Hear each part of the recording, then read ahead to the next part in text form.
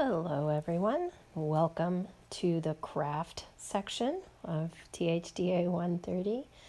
This video I want to show you some of the supplies that you will be getting from me in the next day or two. I also want to just show you briefly a little bit of the space in the basement, which many of y'all know. It is a very messy space. It's particularly messy right now because some things are getting stored down here since we are set up for videoing up in the shop, up in the costume studio. But a messy space is needed for craft work. So this space is messy, but it's messy with a purpose. Okay, we're going to be doing a couple of different craft projects. One is we will be doing a painting and dyeing project, specifically a dyeing project, and we will also do a sculpting project. So these are the supplies that I have sent you to make that a little easier for you, okay? They're right here on this table. I'm going to try to get a focus here. Again, it's a small container, not large, like the monstrosity of a sewing machine that came your way. Okay, so first let's start with the painting and with the dyeing project. Okay, you will have two containers of product. Each of these containers are taped closed and they're marked. They contain dye, urea, and salt in each. I did not choose colors other than you have one dye that is a little warmer and one dye that is a little cooler. Okay, you have a small package of soda ash. Okay, that's this right here. And those will all be packaged into a baggie and down in your bag. I would leave that in the baggie until you're ready to watch the video and do the assignment. Okay, this tape that is on here is for labeling purposes more than it is for holding things closed. So I would keep it inside the extra plastic baggie because you don't want to get it everywhere. Okay, the other thing that will happen for your dyeing project is you need some PPE. I have included a pair of nitrile gloves for everybody that you will want to wear when you're handling the dyes and the dye products. You'll use that for the dyeing and then you'll hold on to those gloves because you'll need it again for rinsing out your project.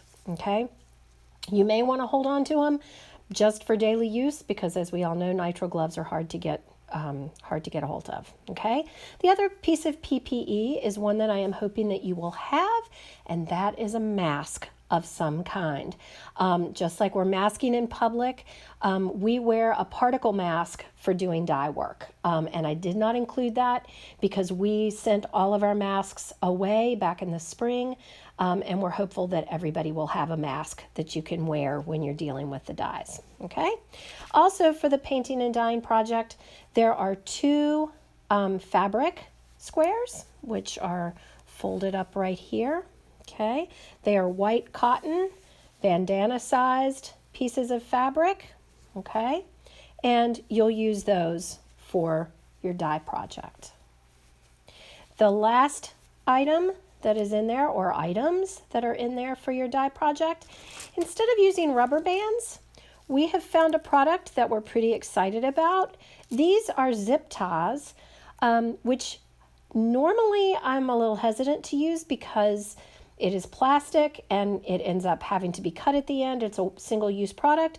These are actually multi-use. You can slide through on that zip tie, tie it down.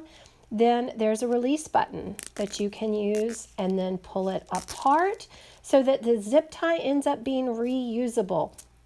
This is amazing because zip ties are really actually very handy tools, but have an environmental cost. This decidedly lowers the environmental cost because these things can be reused.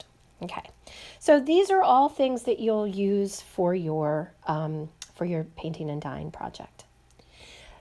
The last things that are included are for the sculpting project, and a little bit of discussion of molding and casting that we will do after the dyeing project.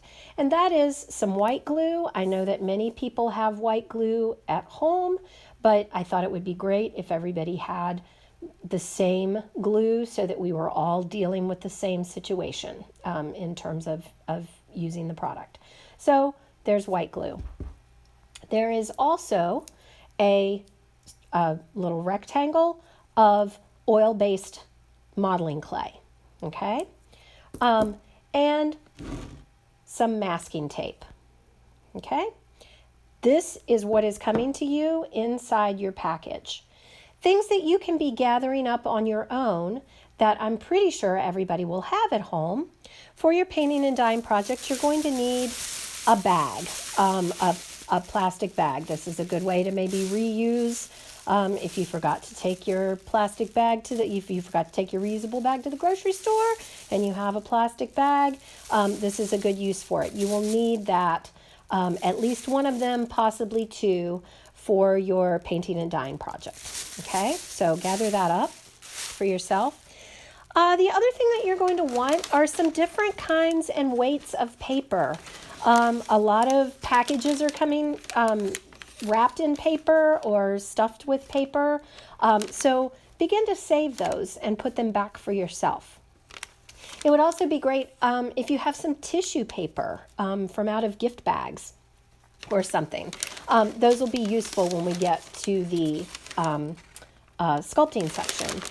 The other thing that we tend to have a lot in our lives right now is cardboard. Okay, I have this great big cardboard box here, which I can only partially get into the camera, that I will be cutting up for some craft work. Another product that you can use for some of this sculpting that we're going to do is paperboard, things like cereal boxes, those kinds of things. You won't need a lot of them, but if you find one that's interesting or that's a good weight, you might want to hold on to it. Another sculpting item that can be handy that you might have around the house is aluminum foil.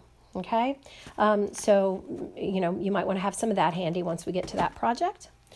The last thing that you need are some things for the painting and dyeing project, and that is you'll need a bowl and you'll need a 1 cup measure. Okay, these are obviously messy and made for crafting. If you're doing this at home, you will not maybe want to use the bowls that you also cook in. If you have a bucket or a tub of some type that you can mix your water and your soda ash in, which is what this will be for.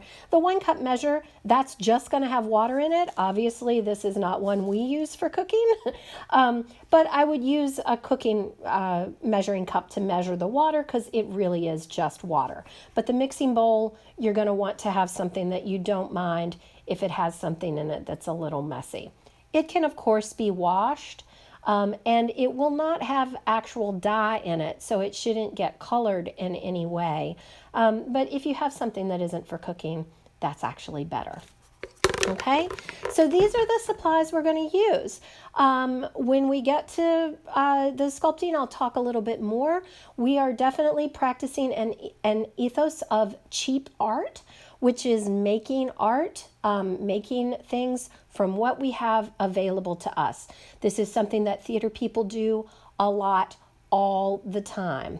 But particularly in this moment, it's a great skill for all of us to have. Okay? I'm looking forward to this section. Crafting is one of my favorite things to do. So I really look forward to working with you here. Take care, and we'll see you soon.